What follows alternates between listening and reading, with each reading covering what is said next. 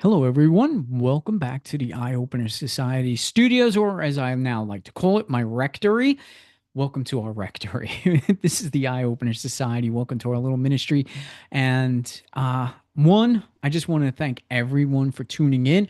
I've been looking at some of our statistics lately, and I my heart's open to everybody. Thank you all so very much for tuning in as much as you do. We really appreciate it. We got something good for you today. But first, let me remind you Appalachian Rootworks, rooted in ruins. Please check them out at AppalachianRootworks.com.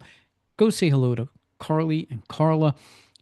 Please check out, ask them about the energy clearings. I've been pushing this because it is something that's been going on my mind because I had one. So it's just something that I think everyone can benefit from, and they're the ones to explain it to you.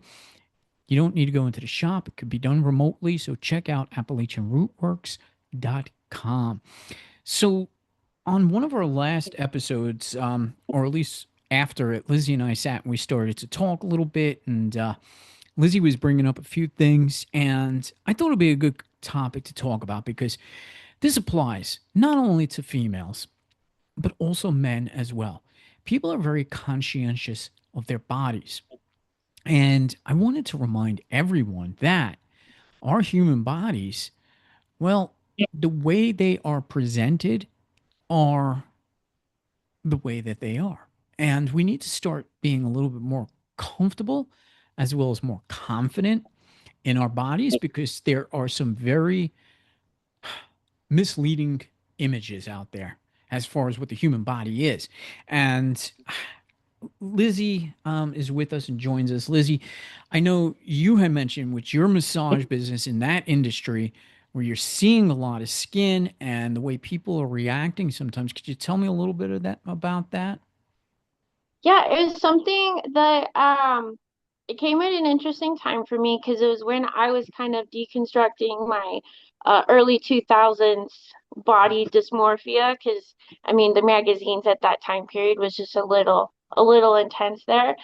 But so about the same time I'm deconstructing that, I started massaging people regularly, and something that I found so often, more often with women, but a lot of times with men as well, people apologize for their belly fat, for their cellulite, for their dry heels, for their bushy eyebrows, like the amount of things that people felt they had to apologize to me for when they got on the table for me to work on them just kind of blew my mind.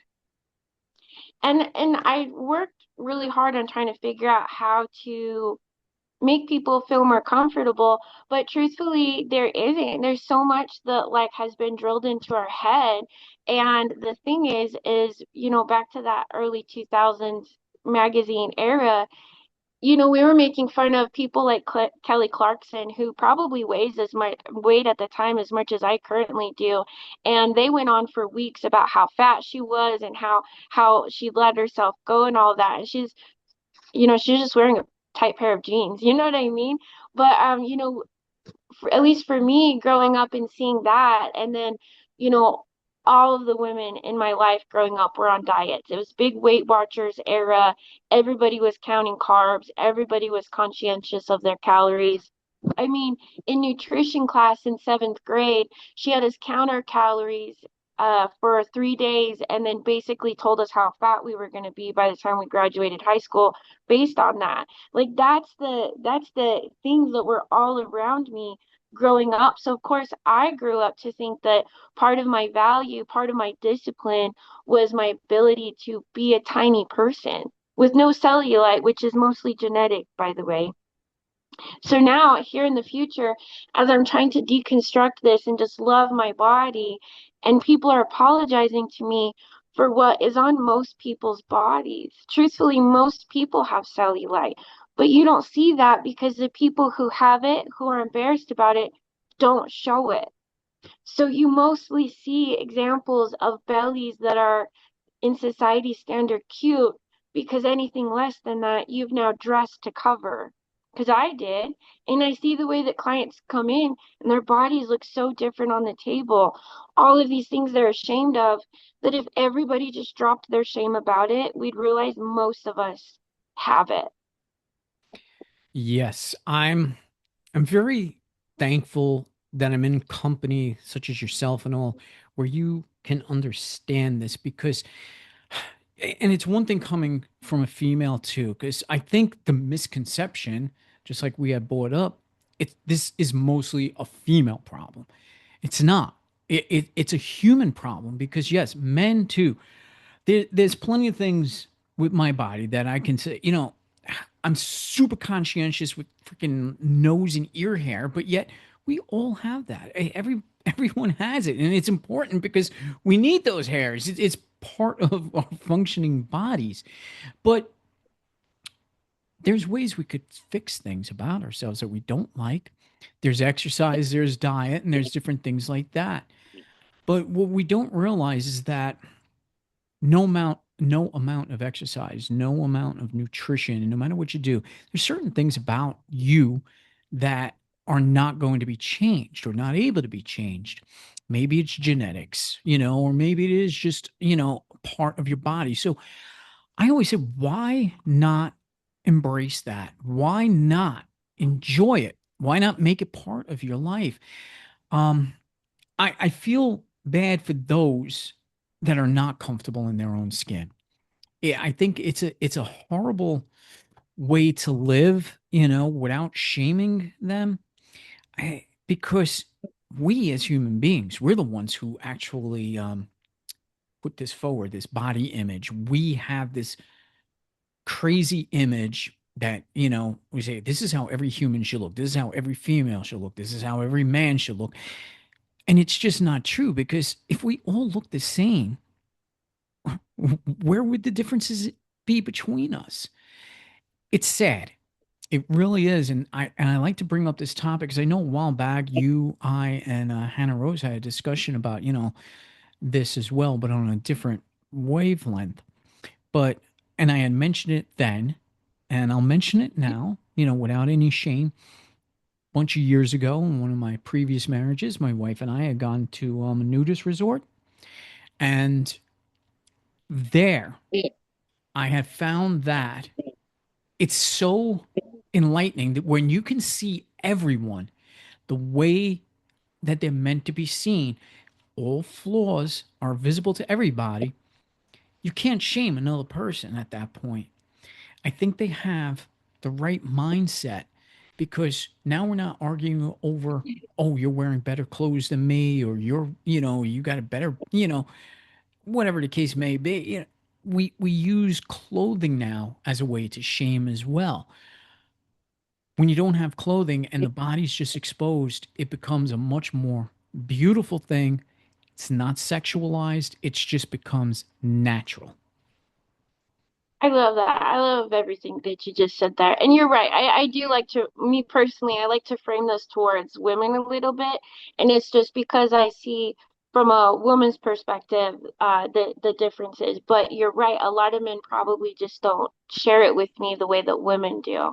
And so I didn't mean to kind of frame that towards women specifically. It really is everybody because we all kind of have this idea of what we're supposed to look like. You know, I had my first daughter and my belly got super wrinkly. No matter how much weight I lost, no matter what I did, my belly was wrinkly. And I'd only seen that on people who I was taught were fat. And that's, at the time was like the worst thing you could be. Well, now no matter what I do, it doesn't go away. And it was something I was very self-conscious for a very long time. And it actually wasn't until I watched my daughter become self-conscious of her body that I was like, something's really jacked about this system. And for me, in my journey, I was so determined to just teach my daughter to just love herself that I was just going to fake it. I was just completely going to fake it. And I started jiggling my belly in front of her as like a joke. And oh my God, the cherry red my face would go. That was like the most horrible experience like I ever had in my life. But it stopped being embarrassing.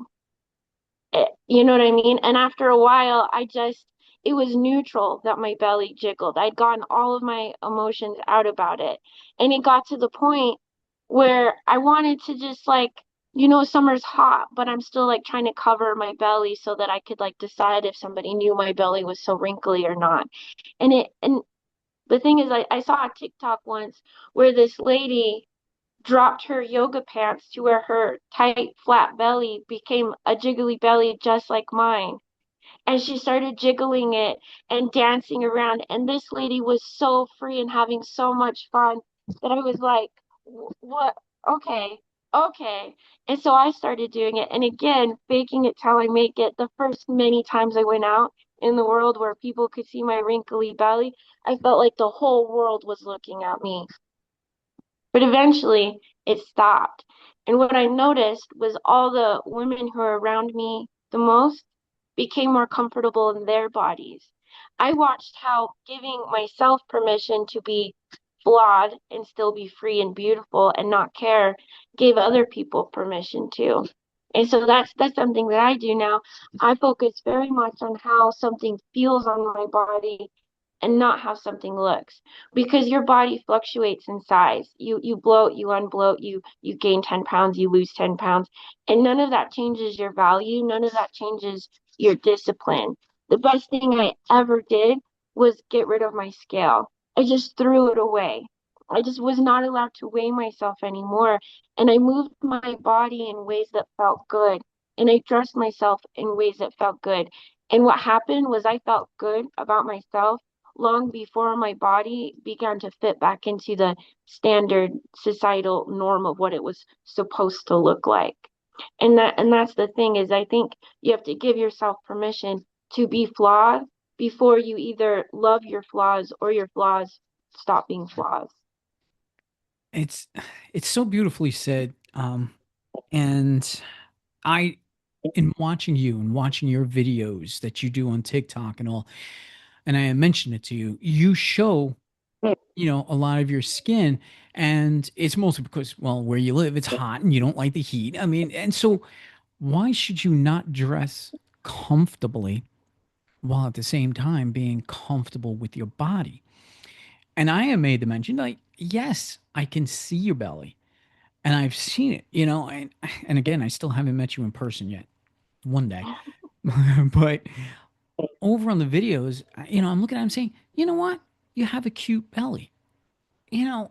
Because I think really the flaws are what make you you.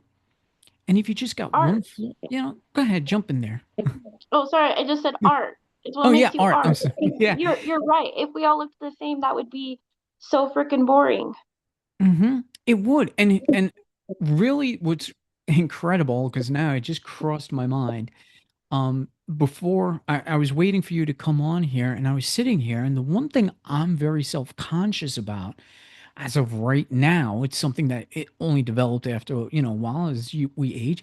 I start getting this kind of wrinkly neck, and I'm sitting here, wow. So I literally bought these here, kind of, these are neck gaiters actually, and I actually wear them when I'm outdoors because they do, offer protection from wind, weather, and whatnot, but it hides my neck. And so I put it on because I say, hey, let me try and hide it. But before you even came on, before you even started bringing up this topic, I pulled it off and I was like, you know what? Fuck it. This is me. I don't think it looks that bad. It's just part of aging. And you know what? I just kind of own up to it. And I feel better about that because I could sit here and say, I got plenty of other things. I got this freaking dry skin on my elbows. It's real. But you know what? These are things that happen to us. If we start understanding as a society and as individuals, because as individuals, all we see is all the, exterior pictures of in ads and all saying, this is what a body looks like. It's so far from the truth. So, yes, we need to sit there and start looking at our bodies a lot more. And I think you even mentioned it in previous. Sit there and stare at yourself in the mirror. Just sit there and Naked. stare. Yeah, fake it. Say, hey, sit there, stare at the parts of you that absolutely bother you the most until you become very comfortable with it. I don't know what else to say about it. I feel very sad for society because of this. Yeah. And that's the thing is we do all seem to think what we're supposed to look like. We get used to how makeup and clothes and stuff can alter it. We accept our altered look, but never our natural. And so standing there naked, staring at yourself, faking joy of loving yourself is one way. You could also just be like completely neutral to yourself because sometimes neutral is easy than forced positivity, you know? But whatever works, the thing is I've had this conversation with a lot of women specifically, but sometimes your body goes through so many changes, baby, menopause, whatever, where it's like you don't like what you see. And women, and I'm sure men do this too, will actually stop looking at themselves in the mirror and they don't actually even know what their body looks like anymore. And that disconnect, I think, branches out to so many different things.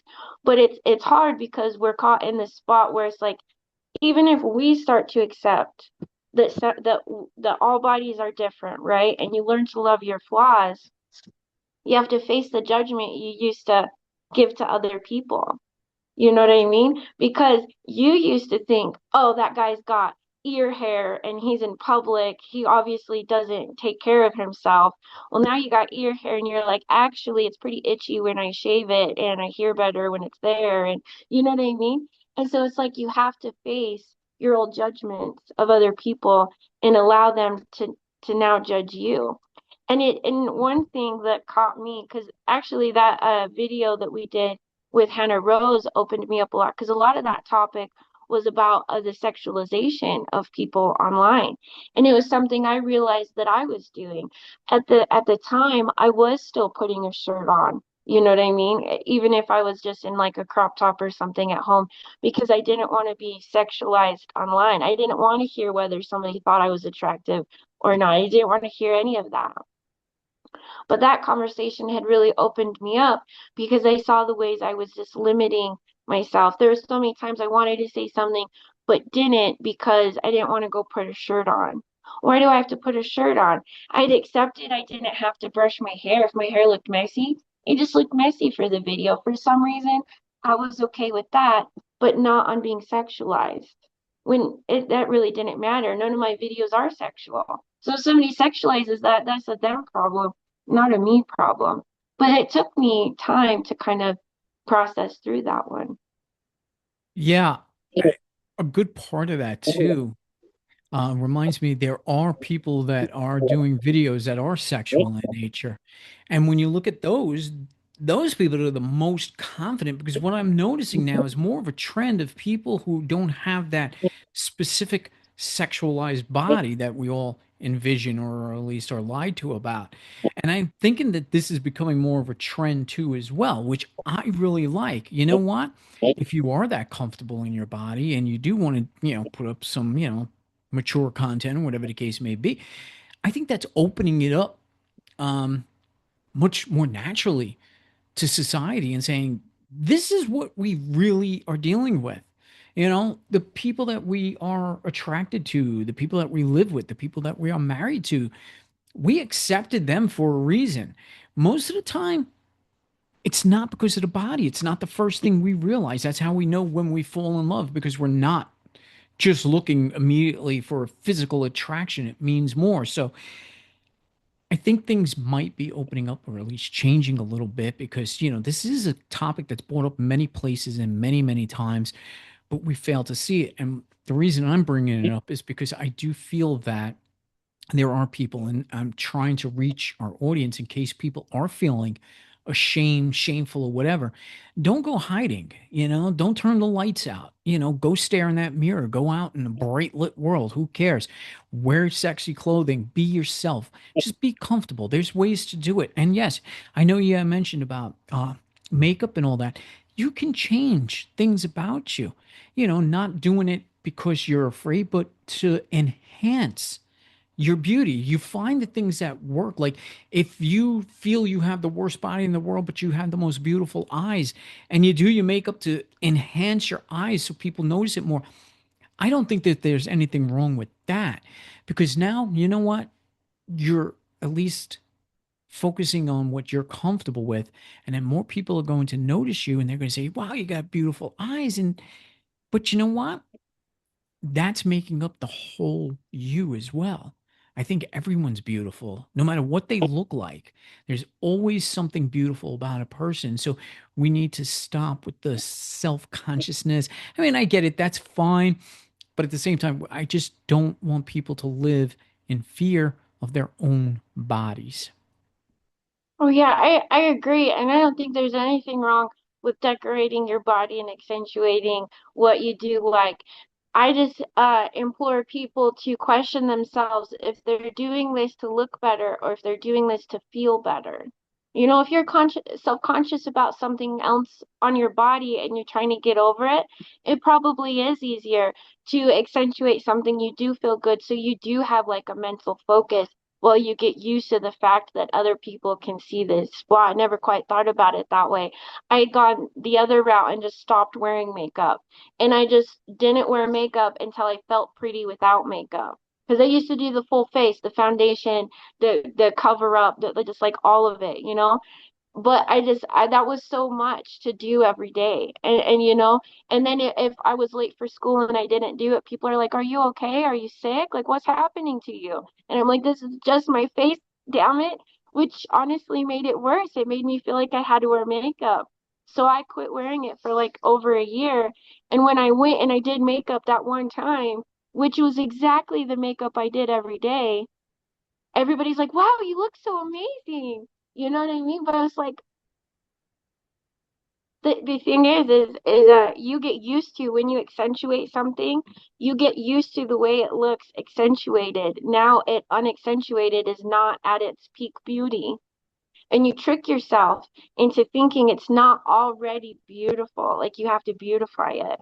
But I didn't really think that, so that's the mindset I had, but I didn't really think about how that could distract you and get you used to the other. So I'm going to think about that one. Good deal. I appreciate you sharing that because it's hard for me to even think because every time I see you, I've never seen you with makeup. So I see a natural beauty, which I like because I don't like makeup myself on people. And on a personal note, I'll share this with the world because this is why it's so important. My dear, beautiful wife, oh God, it's been so many years now, many years. And I have no timelines because I can't say how long, but we took her to the hospital because she felt something going on in her head and just didn't feel right. And I said, all right, well, I'll go to the hospital. Well, she was there. She had a mini stroke and they claim it was Bell's palsy, but I don't know. I don't trust doctors enough. It was witnessed right in front of them. Uh, but their diagnosis was Bell's palsy. Now, those with Bell's palsy, they know most people, they regain function, to the side of the face that, was affected.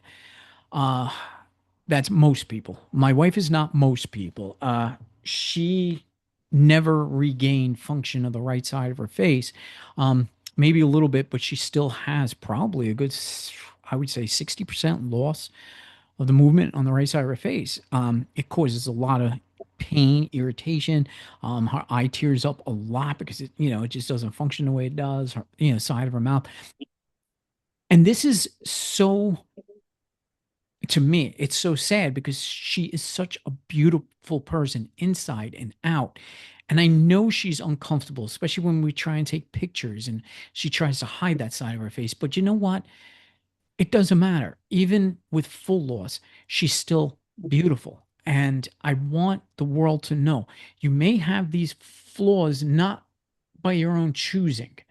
These are things that happen. Medical incidences happen and all that. I know people that were burned in fires and all that.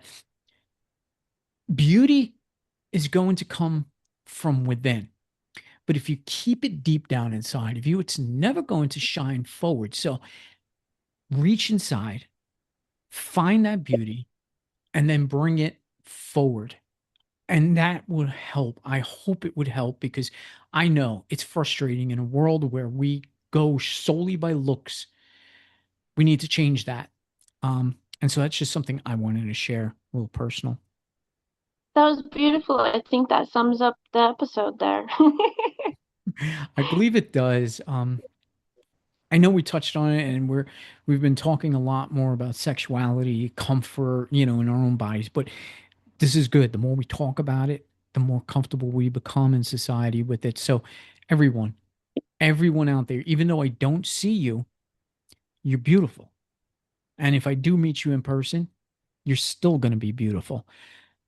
I thank you for tuning in. I thank Lizzie for joining us. And don't forget, tune in to my guided meditation series. I'm going to be amping things up a little bit with third eye meditation and teaching you some skills on that. So tune in every Wednesday night, 7 p.m. Eastern Time. I do the recording, so they'll be released on Wednesday evenings. And don't forget our sermons, 7 p.m. Eastern Standard Time. Every Thursday, Lizzie and I, we give the ministry. We sit there and spew our sermon. So tune in and we'll see you real soon.